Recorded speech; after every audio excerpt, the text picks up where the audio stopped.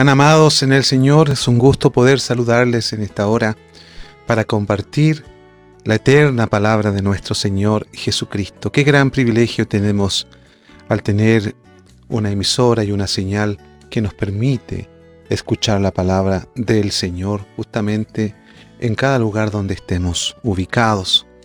Sean cada uno de ustedes llenados de la gracia y del conocimiento de nuestro Señor Jesucristo.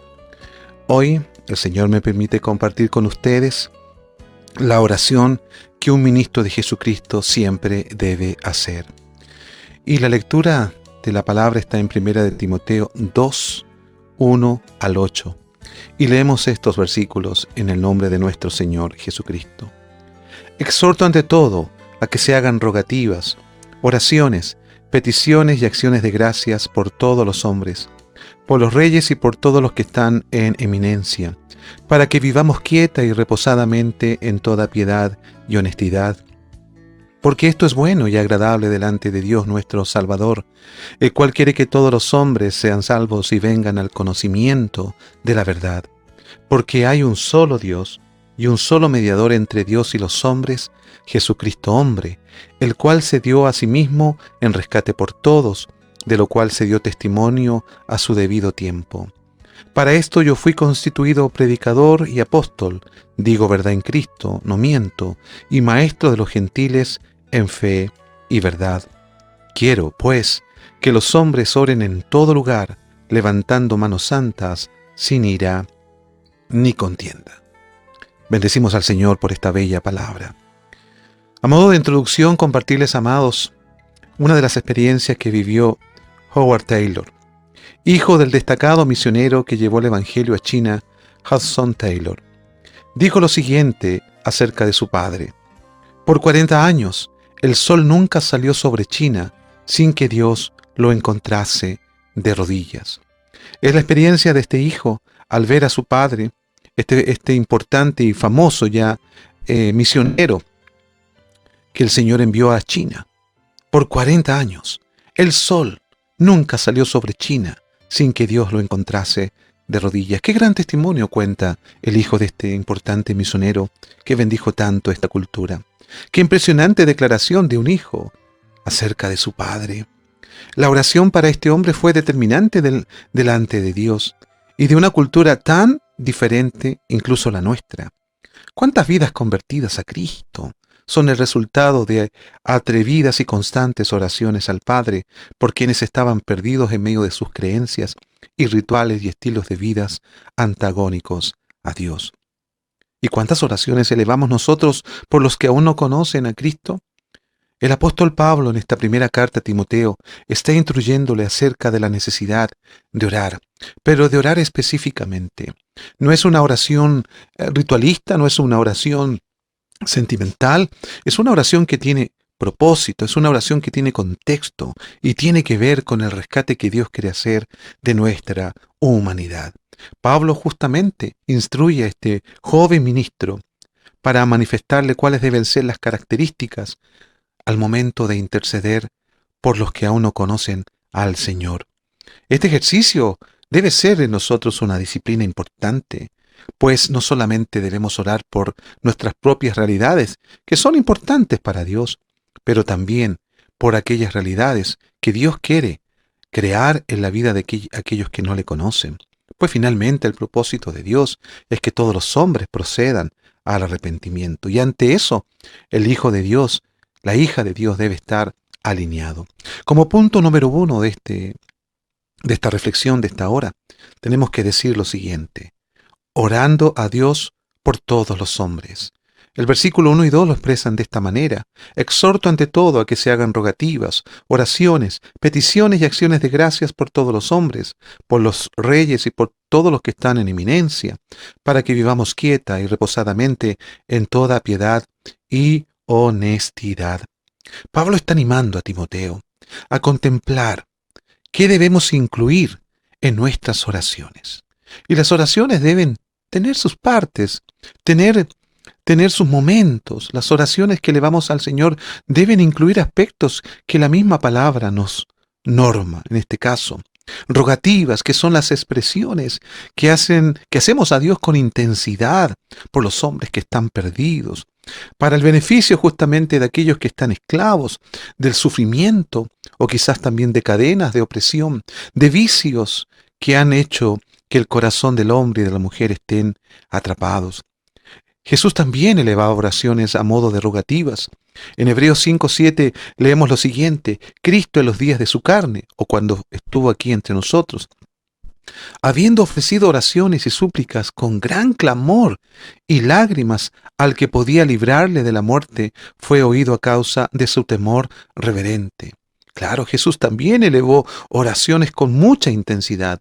Lo recordamos ahí en el huerto también de Getsemaní, cuando le dijo a su padre: si tú quieres, Señor, parafraseando el texto, que pase de mí esta copa, mas no se haga mi voluntad, sino la tuya, en un estado de gran estrés físico y mental, por lo que en horas siguientes iba a experimentar la crucifixión.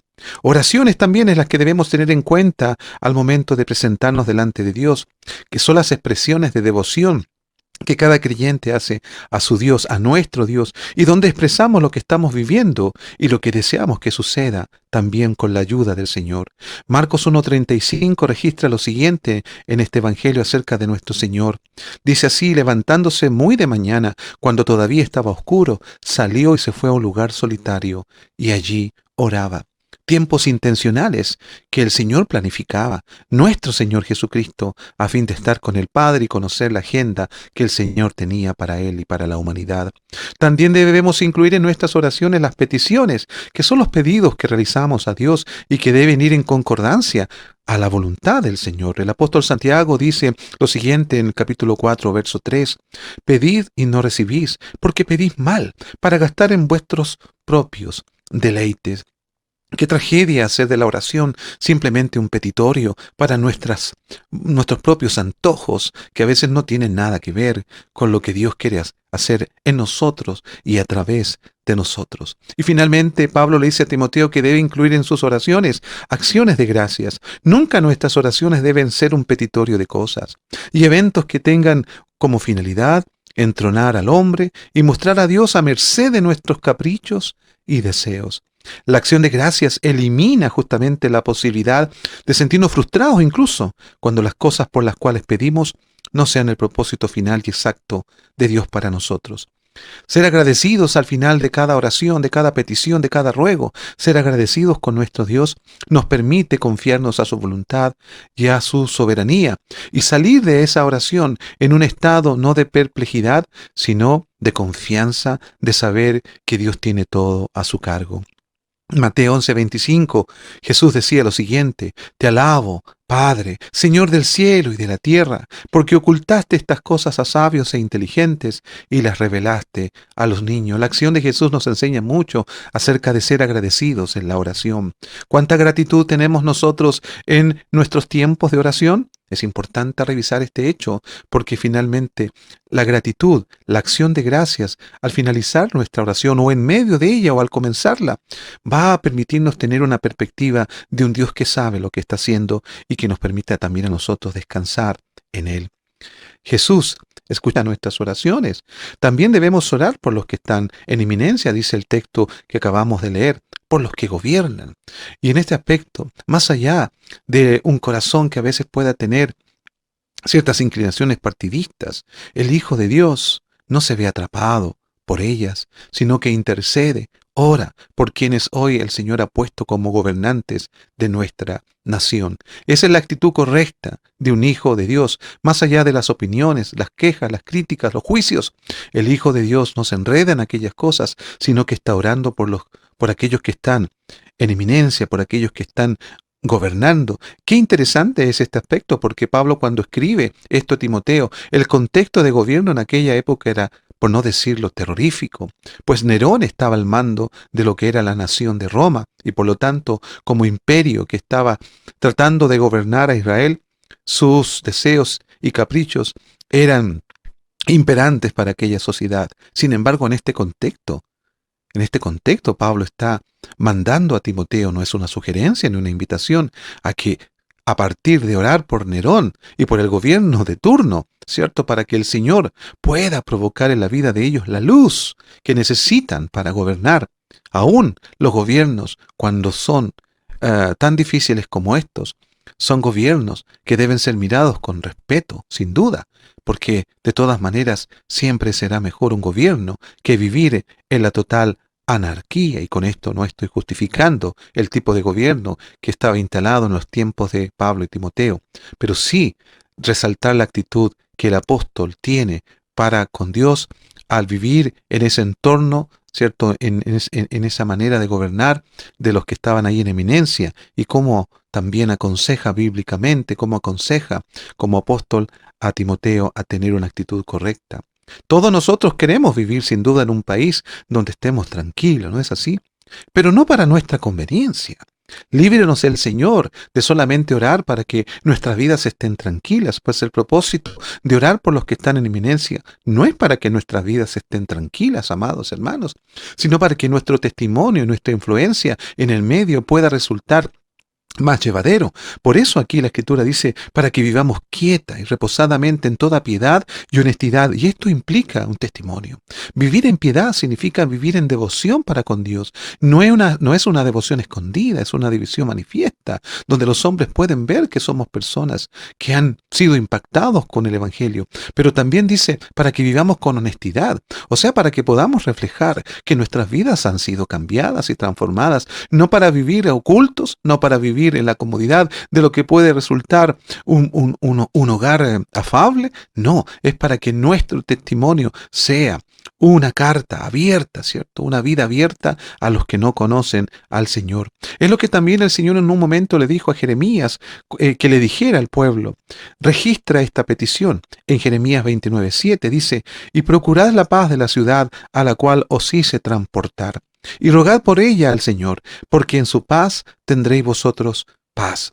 Qué interesante lo que el Señor le manda a decir a Israel, que está en este momento allí sitiada, o más bien ya ha sido atrapada, ha sido llevada a una nueva cultura, a Babilonia en este caso, ¿cierto? Y el Señor les dice a los judíos que van a estar allí esclavizados por un largo tiempo, que van a estar bajo el dominio de este imperio, que oren por la paz de esa ciudad, de esa nación, porque al tener paz esa ciudad, también ellos iban a gozar de paz. Nuestras oraciones, nuestras rogativas, peticiones y acciones de gracias por todos los hombres y por quienes están en el gobierno, predisponen a Dios para crear los escenarios que permitan una atmósfera ideal para dar testimonio de Cristo y no para nuestros relajos. Como punto número 2, tenemos que decir también que oramos a Dios para que se haga la voluntad de Él en los hombres. El versículo 3 y 4 de 1 Timoteo capítulo 2 dice, porque esto es bueno y agradable delante de Dios nuestro Salvador, el cual quiere que todos los hombres sean salvos y vengan al conocimiento de la verdad. Qué determinante entonces es nuestra oración para que los hombres también puedan conocer a Dios. El deseo de Dios es que los hombres vengan al conocimiento de Jesucristo. Y a pesar incluso de que no oremos, Dios va a cumplir ese plan en la humanidad. Entonces algunos dirán, ¿para qué vamos a orar si Dios lo va a cumplir de todas maneras? Bueno, a modo de graficar esto, permítame decirle lo siguiente. La oración es rendirse a la voluntad de Dios y cooperar con esa voluntad. Si lanzo un ancla desde un bote y la clavo en la orilla y ¿jalo la orilla hacia mí? ¿O me llevo yo mismo hacia la orilla? La oración no es jalar a Dios hacia mi voluntad, sino alinear mi voluntad a la voluntad de Dios. Qué interesante este comentario, sin duda. Pues nosotros cuando oramos para que la voluntad de Dios se haga, no es que estemos haciendo que Dios venga a obedecer lo que nosotros le estamos pidiendo, sino para que nosotros más bien nos alineemos con lo que Él está haciendo en el mundo. Dios se agrada de esta manera de los que interceden. Además, tiene un gran efecto en nosotros, pues por lo general estamos orando a Dios por nuestros propios negocios, más que por los de Dios en el mundo. Y el deseo de Dios es que nuestros familiares, nuestros amigos, nuestros compañeros de trabajos también vengan al conocimiento, nuestros gobernantes vengan al conocimiento de la voluntad de Dios. Ese es el deseo de Dios y nosotros debemos alinearnos con ese deseo. ¿Y cómo lo hacemos? Cuando oramos de acuerdo a su voluntad. Pablo registra en 2 de Corintios capítulo 4 versos 3 y 4, pero si nuestro evangelio está aún encubierto, entre los que se pierden está encubierto, en los cuales el Dios de este siglo cegó el entendimiento de los incrédulos para que no les resplandezca la luz del evangelio de la gloria de Cristo, el cual es la imagen de Dios. Imagínense lo que Pablo está manifestando acá. El enemigo ha cegado el entendimiento de los hombres para que ellos no vean ni crean al evangelio, para producir incredulidad. ¿Cuánta necesidad entonces tiene el mundo de que nosotros estemos intercediendo al Padre para que Dios, que tiene el deseo de que todos los hombres vengan al arrepentimiento y conozcan a Jesucristo, esto se lleve a cabo? Nuestras oraciones entonces nos ayudan, ¿cierto?, a entender que la voluntad de Dios es esta y que yo me plego a su voluntad, haciendo mi parte, orando y compartiendo el Evangelio, dando testimonio de lo que éste ha hecho en nuestras propias vidas. Un ministro del Evangelio en una oportunidad dijo lo siguiente. Él se llamaba Donald Mahouse. Decía lo siguiente al terminar los cultos: Señor, despídenos con tu paz, excepto a los que no te conocen. Manténlos en la desdicha hasta que conozcan al príncipe de paz. Curiosa oración para algunos, pero no, es bíblico de alguna manera pensar así, pues la Escritura dice, cierto, también ahí en el Antiguo Testamento, que no hay paz para el impío. Ellos no conocen la paz de Jesucristo y probablemente están viviendo las desdichas, ¿cierto? Y lo están, en efecto, al estar separados de Dios. Entonces nosotros, más que orar por la paz de ellos, oremos para que sean incomodados con el Evangelio, para que vengan al conocimiento de nuestro Señor Jesucristo. Como punto número 3, de acuerdo a lo que dice 1 de Timoteo capítulo 2, verso 1 al 8, encontramos lo siguiente: debemos orar a Dios para mostrar que Jesucristo es el único mediador.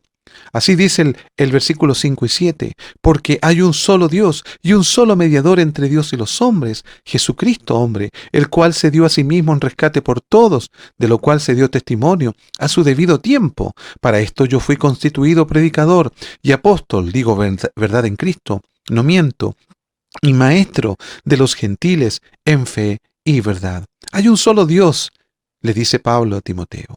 Y en la cultura romana en la cual ellos están viviendo, desfilaban muchos dioses que dividían el corazón y la mente de los incrédulos con preferencias y rituales que los alejaban incluso más de la posibilidad de conocer a Dios. Vivían en lo que llamamos en total caída y perdición. Y Pablo le recuerda a Timoteo que hay un solo mediador, para que éste también le recuerde a la iglesia ahí en Éfeso, ¿cierto?, donde Timoteo estaba trabajando. Los sacerdotes de las religiones que imperaban en aquel entonces hacían intercesión y trataban de mediar entre estos dioses falsos y las necesidades de los hombres. Pero Pablo está expresando acá que el verdadero mediador y perfecto mediador es Jesucristo y no, incluso ni siquiera Dios. Sí, porque está mostrando que es Jesucristo el mediador. Dios es el que está generando el plan de redención, pero el perfecto mediador es a quien Él ha enviado, a Jesucristo, su Hijo amado. Esto es de vital importancia para nuestra fe salvadora, pues a quien nosotros debemos proclamar es a Jesucristo como aquel que puede, ¿cierto?, tomar la mano del pecador y la mano de Dios a su vez, ¿cierto?, y unirlos para que estos puedan gozar de una relación íntima y por la eternidad. Es el rescate que hace Dios por medio de Jesucristo a fin de que el hombre, ¿cierto?, pueda venir al conocimiento de Jesús. En Hechos 4:12 leemos lo siguiente: y en ningún otro hay salvación, porque no hay otro nombre bajo el cielo dado a los hombres en que podamos ser salvos. Y esto es una enseñanza, ¿cierto?, imperativa para nosotros, en una cultura también donde vemos que algunos pretenden tener otros mediadores delante de Dios. Y aquí se nos recuerda, y es también para nosotros importante mantenerlo siempre en nuestra manera de compartir el Evangelio, que el único mediador entre Dios y los hombres es Jesucristo hombre, quien se encarna, ¿cierto?, Dios en la persona de Jesucristo para llevarnos a Dios.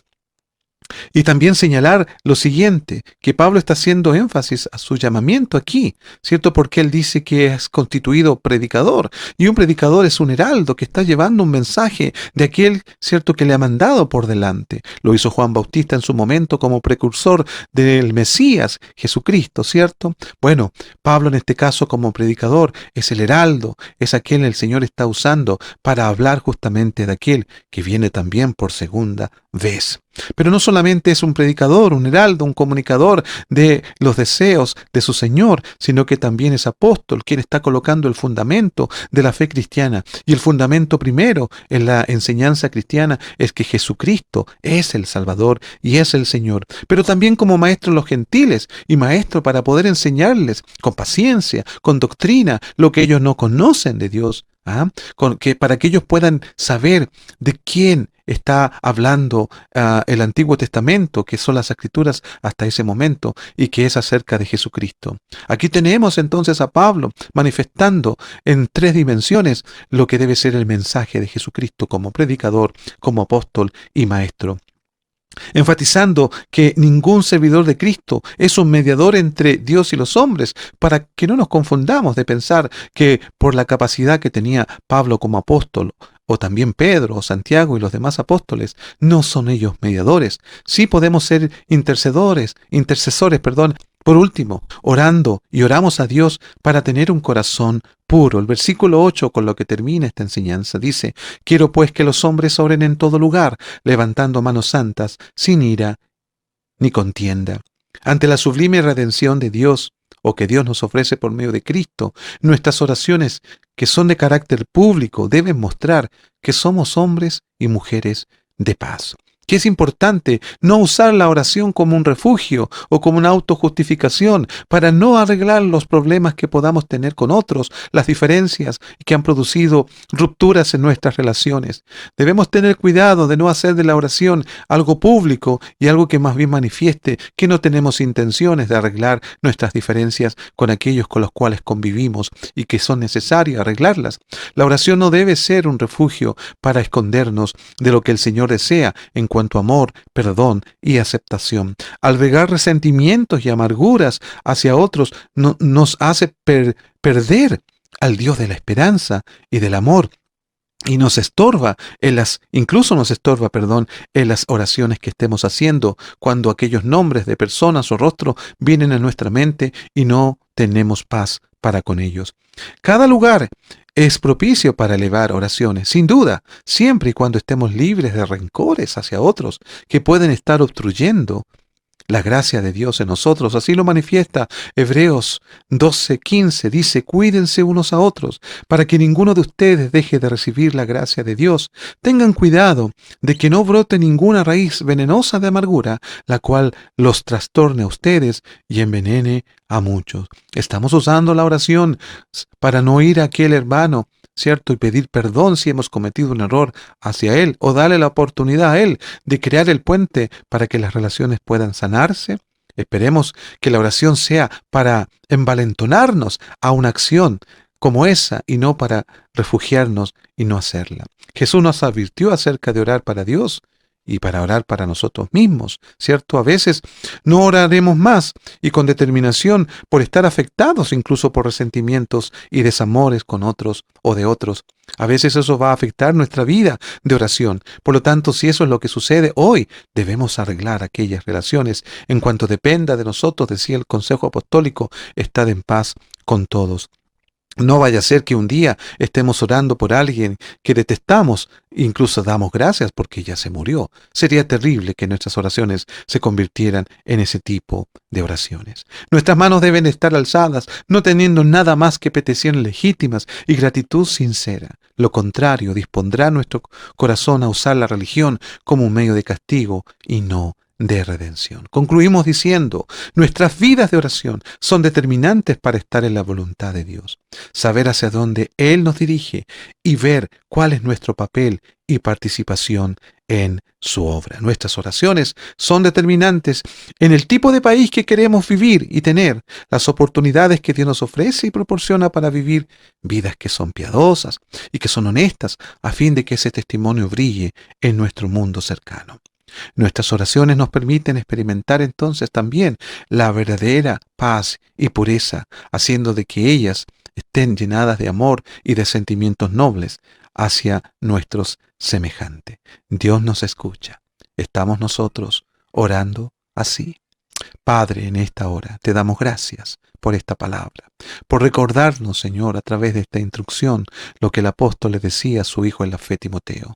Qué importante es también para nosotros hacer de estas instrucciones nuestra forma de dirigirnos a ti, con un corazón puro, confiado de saber que tú nos has hecho y nos haces parte de tu obra a través de las oraciones, conformando nuestro corazón a tu perfecta voluntad. Que tu iglesia, que tu pueblo, que tus hijos, que todos podamos estar orando como tu palabra lo dice. En el nombre de Jesús. Amén.